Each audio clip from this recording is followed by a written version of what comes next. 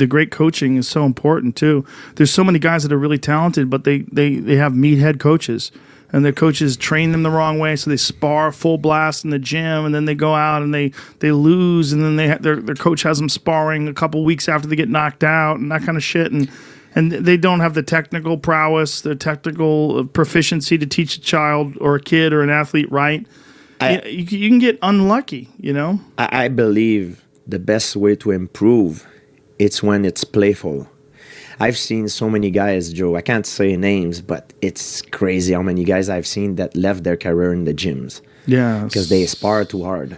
Every sparring for them, it's about winning the round. Yeah, it's about life or death. You cannot improve like this. You need to be playful. Of course, when you're in training camp and your fight is coming up, you need to somehow trying to recreate that environment of discomfort, that stress.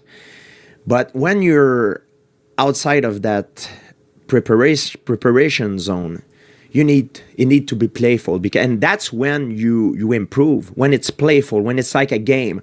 Sometimes, honestly, when I did sparring with some small guys, you know, who just like 25 years old, and he tried to go hard with me, you know I can give him injured, and knock him out. Sometimes I stop this guy, hey, go easy, because I can go hard too. I'm smart. I don't want to give you like injured. Go slow down, go easy.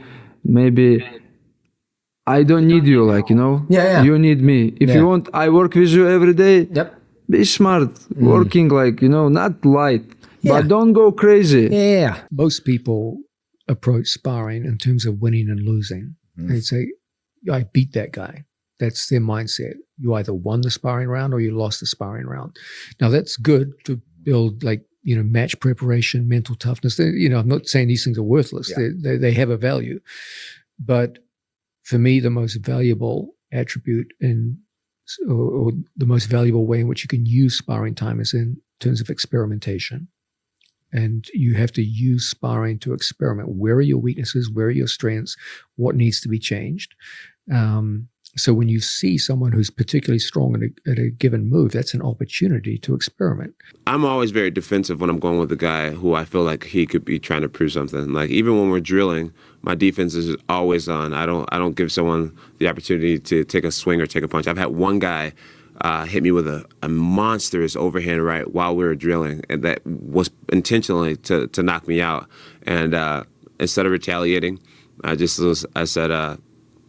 said, man, you okay? And he's like, yeah, I'm all right. I'm sorry. I don't know what happened. And I was just like, okay, well, that was fun, man. Nice working with you.